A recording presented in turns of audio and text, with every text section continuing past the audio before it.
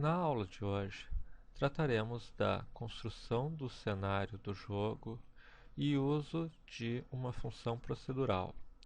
Basicamente, o que estamos dizendo é que cada vez que nós gerarmos o jogo, por exemplo, aqui vamos manter nível de dificuldade como 1 e a semente inicial como 1, nós temos esse cenário construído com um deserto, 4 montanhas. Executando ele novamente, sempre teremos esta mesma imagem aqui. Se executarmos, selecionando, por exemplo, outro dado como semente, teremos um outro cenário com outras posições de montanhas, eventualmente com outras peças no tabuleiro.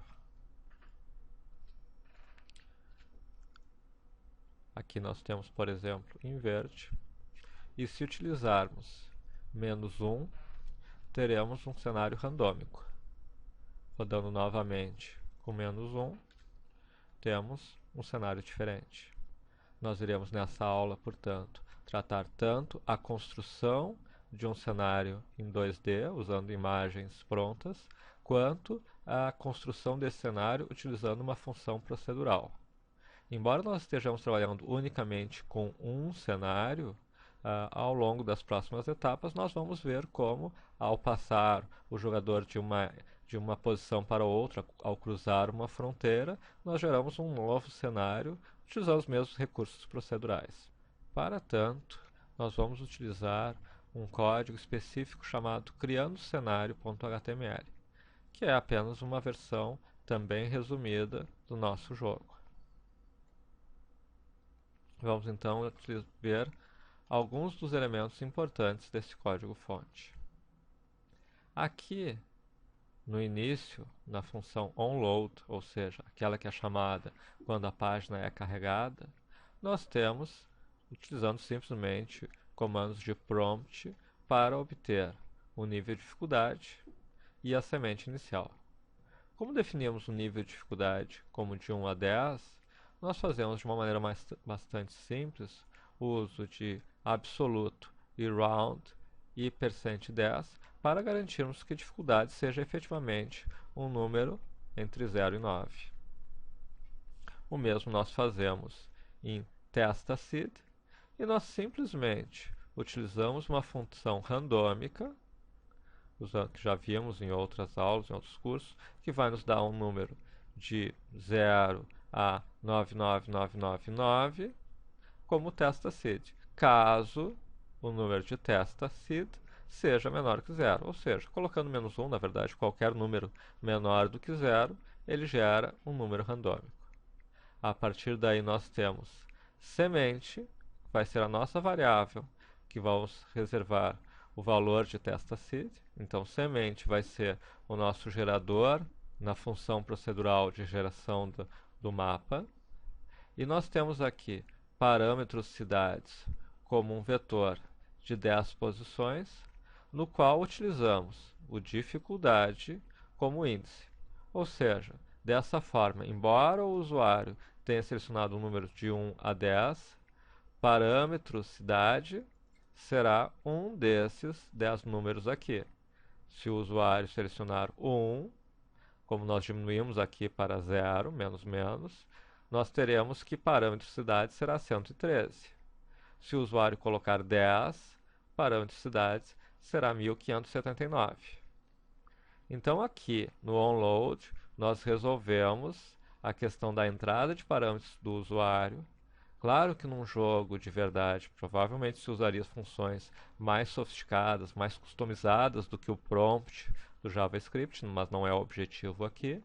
E nós temos aqui o parâmetro semente e o parâmetro cidade.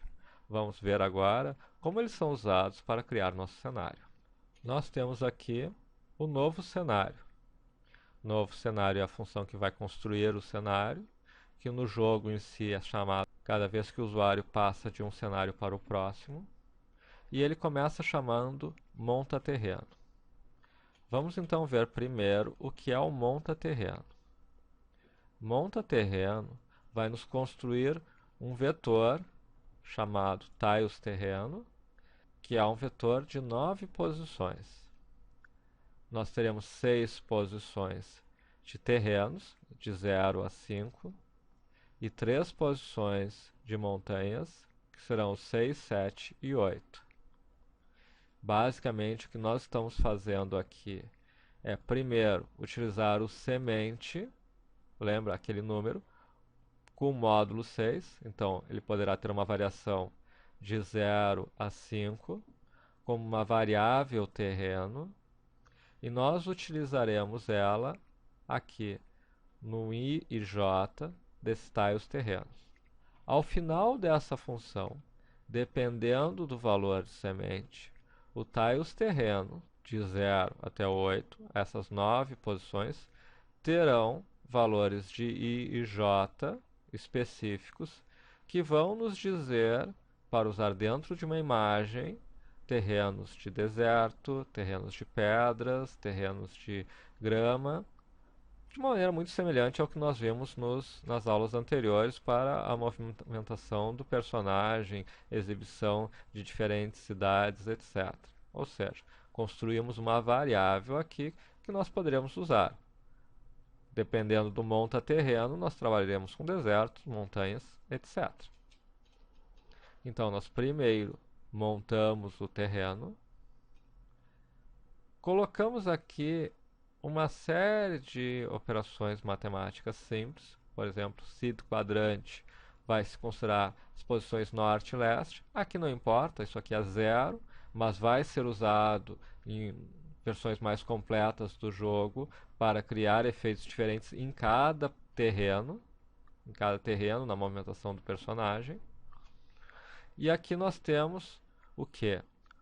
Um for de i de 0 até a dimensão x e de j de 0 até a dimensão y. Aqui nós vamos percorrer todos os quadrados, todos os quadrantes que compõem aquele terreno. Nós vamos de 0 a 14 e de 0 a 14 para criar um terreno de 15 posições por 15 posições. Esse terreno será armazenado em mapa. Mapa, primeiro, terá um vetor para cada uma das posições em x, certo? E dentro de cada uma das posições em x, nós teremos uma posição em y, ou seja, mapa de 0, de 1, de 2, de 0 à dimensão y. Este código aqui do new array e esses dois fors com esse mapa de j nos cria um quadriculado, um vetor de 2 dimensões, mapa de j. O resto todo é basicamente para dizer o que entrará dentro dessas posições de j, que basicamente tem uma posição x e uma posição y, um tipo e um valor. X e y nos dizem basicamente a posição i e j que vão ser usadas para nós buscarmos qual a posição na imagem original que vai ser usada para montar aquele terreno. Lembre-se sempre das aulas anteriores em que, utilizando duas posições, nós pegamos na imagem fonte o elemento que nós queremos. Então, o mapa de IJ vai recebendo esses valores. Estes valores de I e J são nada mais do que os valores de I e J definidos naquelas tiles terrenos que nós construímos lá em cima no monta-terreno de um índice terreno. Se o índice terreno é 0, 1, 2, 3, 4, vai ser uma opção das opções de grama ou uma opção das opções de montanhas.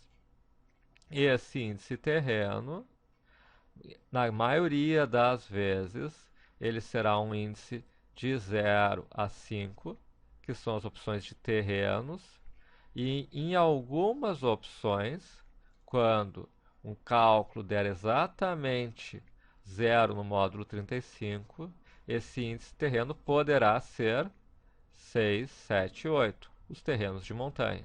Significa que a maioria dos terrenos, a maioria dos valores de mapa I e J será um terreno de grama ou areia ou o que for, e em alguns casos, quando ele entra aqui, será uma das opções de montanhas. Após isso, nós teremos aqui novamente um for, só que desta vez não de 0 até a dimensão x, mas sim de 1 até a dimensão x menos 2, e não de 0 até a dimensão y, mas de 1 até a dimensão y menos 3. Por quê? Porque isto aqui será utilizado para construir as cidades. E nós não queremos as cidades muito próximo dos cantos. Nós queremos elas mais na área central do nosso mapa. Basicamente, nós vamos utilizar apenas dentro desse if quando o valor aqui que nós havíamos colocado for contra parâmetro cidade igual a 0. Quanto maior o parâmetro cidade, mais difícil será de o valor dar 0. Quanto maior a dificuldade que nós definimos lá no início, menos cidades farão parte do jogo. Eu testo para ver se todos os terrenos ao redor são terrenos livres. Por quê? Porque eu não quero duas cidades subindo uma por cima da outra. E se todos os terrenos são terrenos livres e, casualmente, dentro do parâmetro cidade eu cheguei em 0, eu vou estabelecer o quê? Que o tipo não é mais um terreno livre, e sim um terreno construção, o que vai me impedir que outra cidade seja construída em cima daquela. E eu tenho, tanto naquela posição quanto nas posições ao redor, I mais 1, J mais 1, I mais 1, J mais 1, a informação de que é um terreno construção, e no primeiro deles, a informação de que eu tenho ali uma cidade. Cidade igual a 1 mais o tipo cidade.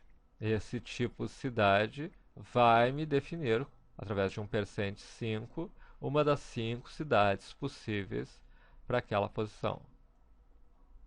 Então agora, basicamente, nós construímos o nosso mapa com várias posições de terreno e algumas posições de cidade.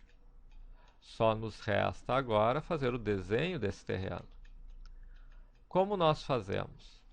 Nós, no desenho a cenário, nós primeiro limpamos todo o quadrado, deixamos vazio, passamos por todas as dimensões x e y e desenhamos o mapa da posição no mapa x e y correspondentes. E depois fazemos um novo loop em que testamos se temos uma cidade e, neste caso, fazemos o desenho daquela cidade. Ou seja, como as cidades são imagens transparentes, elas são desenhadas por cima das imagens do terreno.